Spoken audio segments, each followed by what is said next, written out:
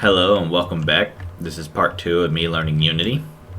This time I used the interface system to build a interaction system to basically do different things, collectibles,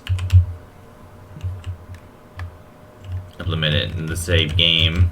I haven't actually done the system or the UI for that yet. I added it over here to the pond.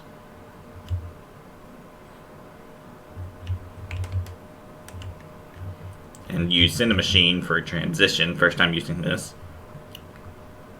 You got to say Cinemachine is very useful.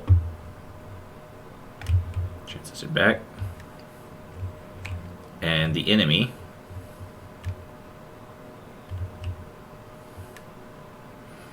I implemented a just simple knockback system.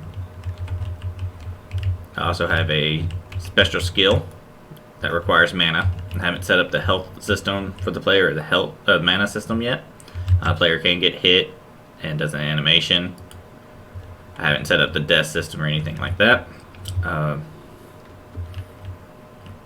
So far, progress has been going decent.